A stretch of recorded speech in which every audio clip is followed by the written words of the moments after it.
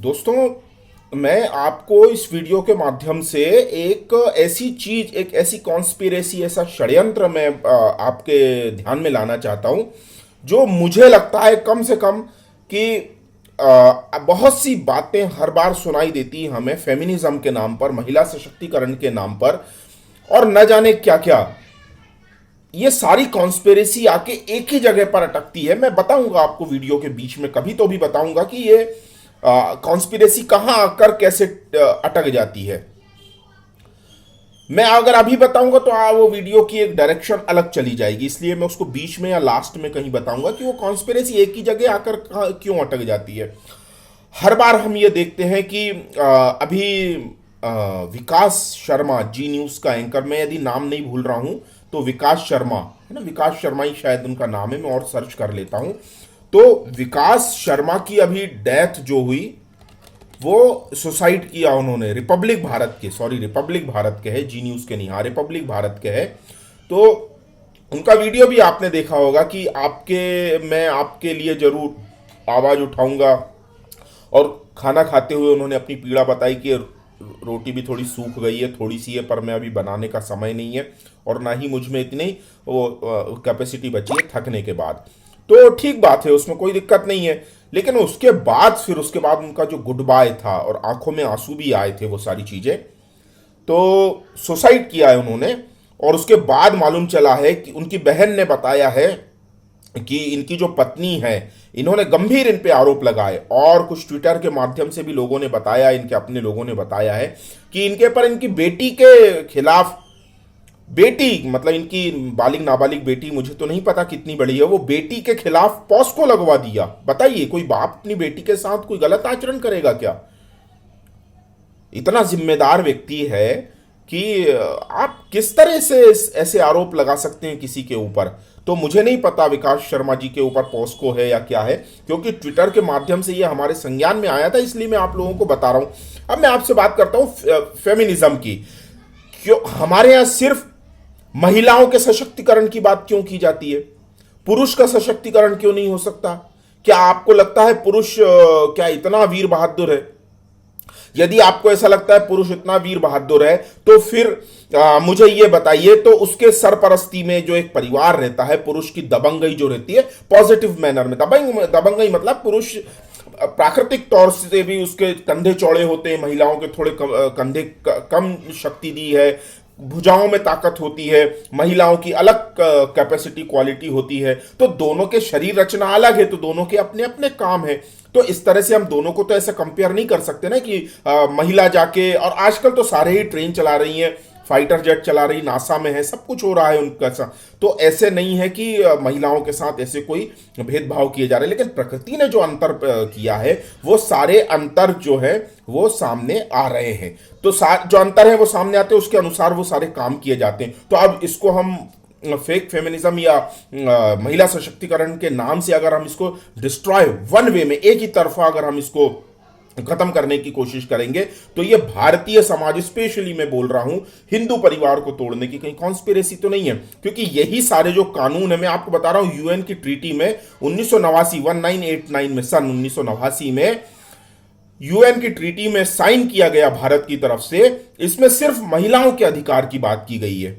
महिलाओं के अधिकार की बात क्यों की गई है? पुरुषों को भी समान अधिकार की बात क्यों नहीं की गई है? ऐसा तो नहीं है कि महिलाओं को समान अधिकार, भारत की परंपरा में तो शुरू से ही रहा है, हिंदू सनातन परंपरा में तो महिलाएं वैसे भी अग्रणी रही हैं। माता का रोल, भगिनी का रोल, गुरु माँ का रोल, ये तो वैसे भी दुर्गा माँ है, काली है, सरस्वती, ये तो सब महिलाओं की देवियां है ना।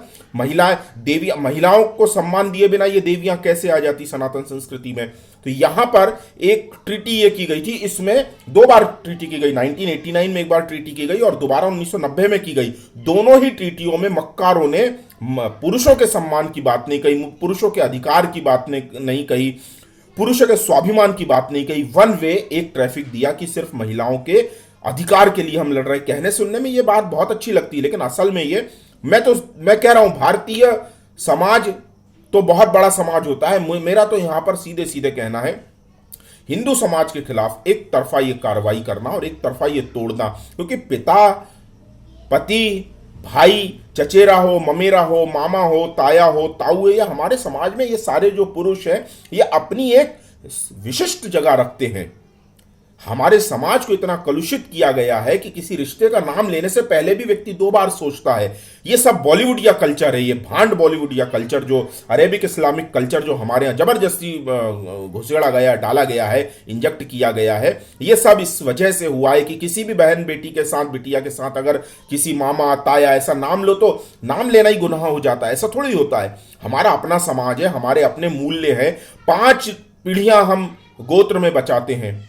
मामा तरफ से 3 पीढ़ियां गोत्र में बचाई जाती है, चाचा तरफ से 5 पीढ़ियां गोत्र में बचाई जाती है, उसके बाद रिश्ते किए जाते हैं। ऐसे ही है क्या ये सारी चीजें? इसीलिए तो रिश्ते बचाए जाते हैं ना, कि ताकि घर की बेटियां जो रहती हैं उनको एक माहौल मिल सके, सुरक्षा मिल सके। अब यहां पर मैं आपको एक बात बता रहा हूं, धारा 498 ये मुझे लगता है दहेज वाली है, ये दहेज वाली है। और इसका बहुत ज्यादा दुरुपयोग किया है 90 के दशक के बाद, इसका बहुत बहुत बहुत ज्यादा दुरुपयोग किया है।